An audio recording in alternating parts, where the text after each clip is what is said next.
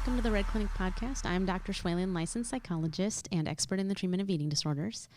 Today I want to talk about body image and comments that our children can make about themselves when they have an eating disorder and even when they don't, because body image is it's just a real thing. And with going back to school and things that kids are going to be facing when they get there in terms of worries about what their friends think of them, worries about if they fit in and if they're good enough, we're bound to get comments and questions or topics of conversation that come up with our children.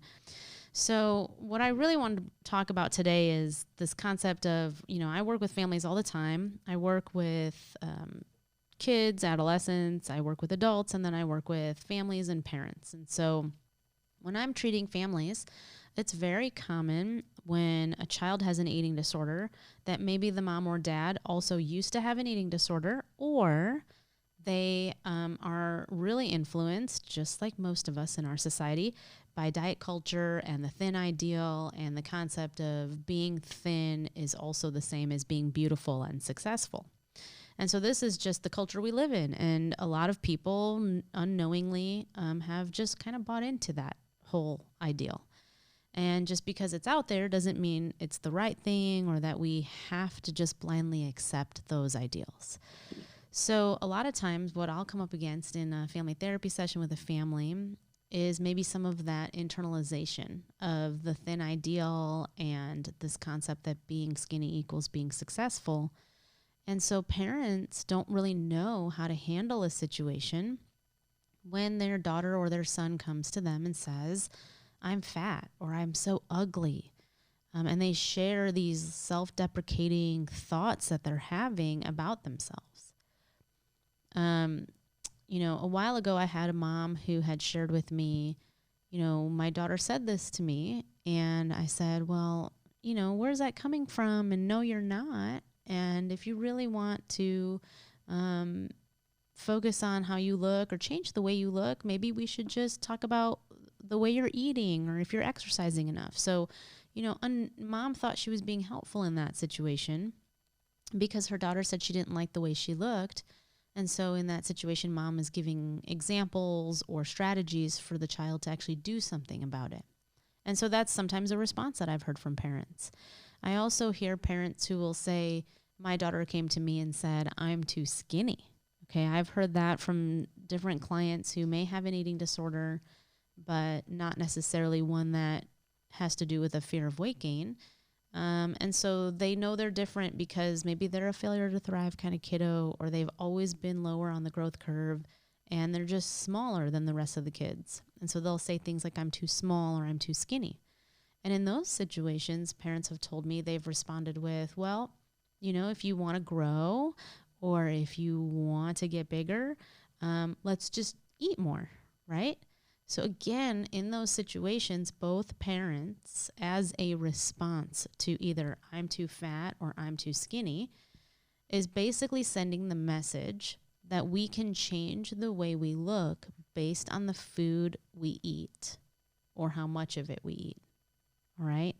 And as you know, if you've been listening to all my episodes in the Recovery Clinic, we really want to focus on food as fuel, food as a means to live our best life, food as a way to enjoy social interactions.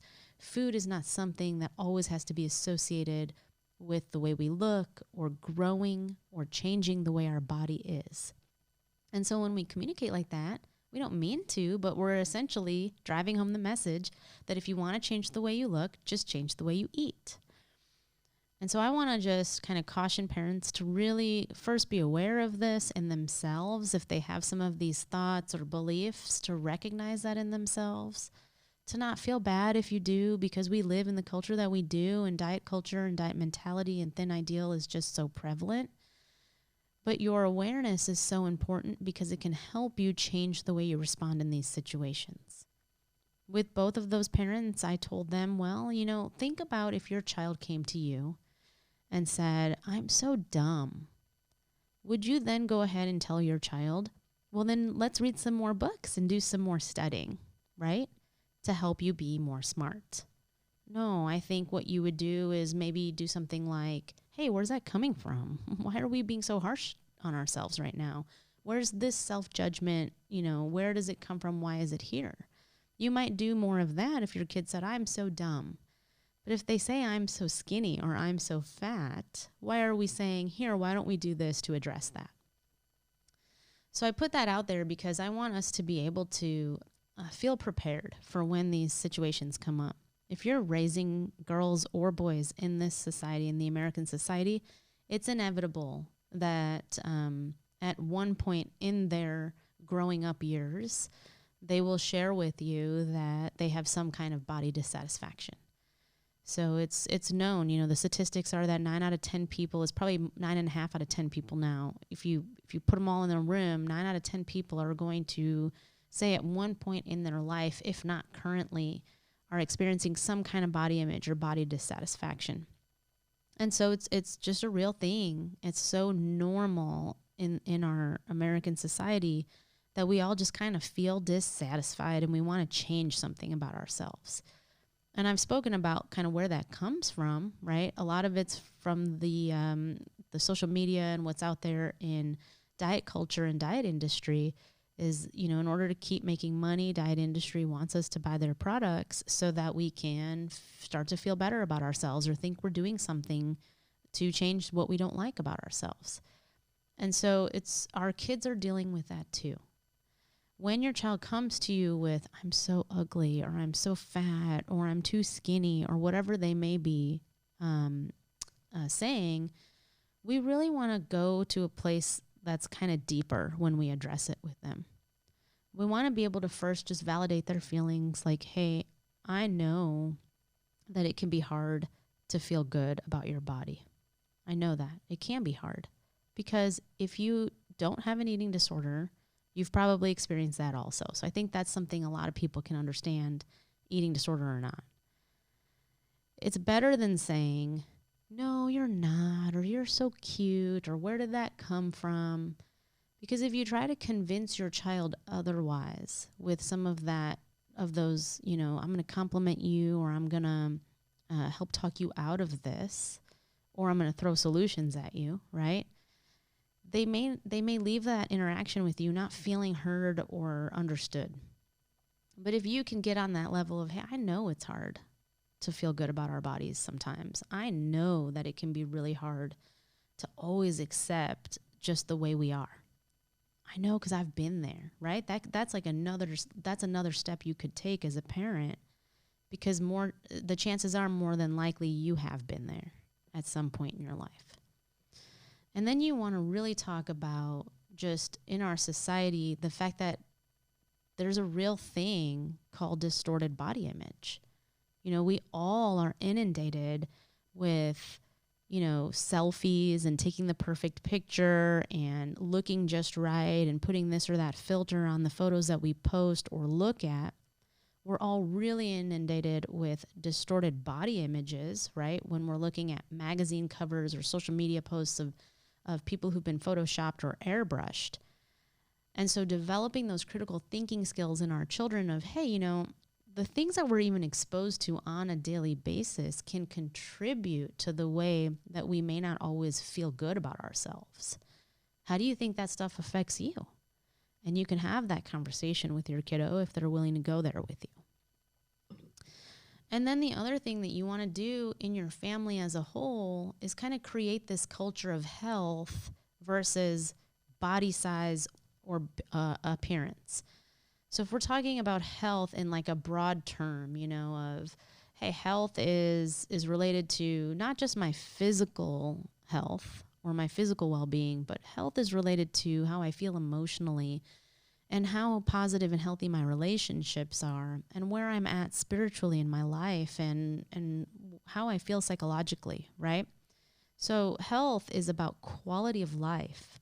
If we can kind of create that culture in our home of, well, we want to always look at why we're doing the things we're doing, and we want to choose those things that are truly good for us in many aspects, not just because it's the fad diet or the cool thing to do, or because someone said that they've tried it and now we're thinking about doing it.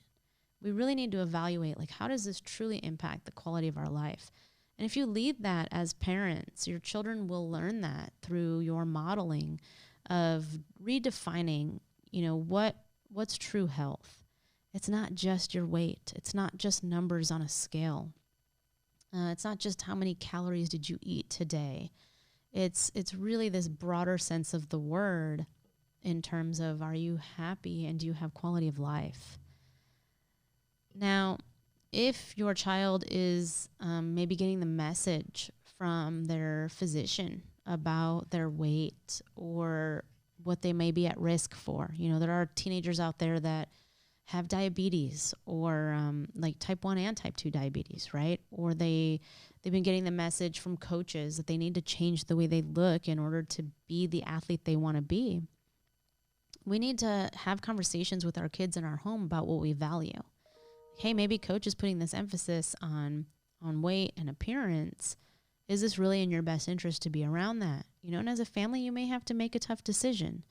Or you may equip your child with information about, hey, like these are the mindsets out there. It doesn't necessarily mean you have to buy into them.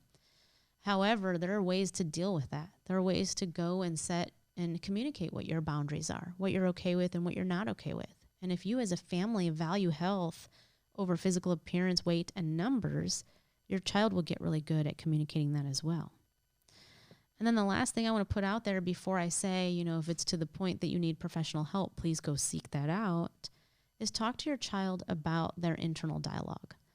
So when a child says, I'm so ugly or I'm so fat, it's going to impact the quality of their life in a way that, they may not even realize. If they're saying those things to themselves, they're probably less likely to go out and have conversations or put themselves out there and make new friends or enjoy life experiences.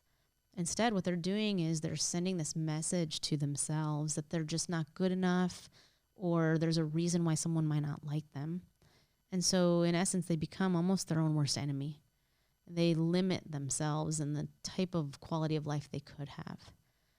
And so I always say, internal dialogue is also something we can model. It's interesting and might be uncomfortable at first, but it's really important for our children to hear us saying great things about ourselves out loud, so they can even understand what that internal dialogue, what those statements can look like. So instead of parents walking around all day saying, I'm so busy, I'm so stressed, I don't know how I'm going to get all this done, I don't know why I'm getting all these responsibilities, or I just can't do anymore. It can look something like, hey, I'm really proud of myself. I just got way more done today than I thought I would. Or I look really good in this outfit, don't I? Right? So they start hearing what those self-affirmations really sound like, and you're modeling that for them. So then they're more likely to feel comfortable talking to themselves and about themselves in that manner. So next time your child says, I'm too skinny, don't respond with just eat more. Right? Because it's the same thing as when they say I'm too dumb and you saying then just read more. And if they say I'm too fat, don't respond with, well, let's start some exercising, or no, you're not, you're beautiful. Instead, take that curious standpoint and start asking them some questions and validate them in terms of, I know it can be hard to feel good about our body all the time. What's that like for you? Let's talk about our culture and our society. Let's talk about the messages we're getting. And let's redefine health and success for us and our family, and then let's lead with that. So there you have it. That's the Red Clinic Podcast.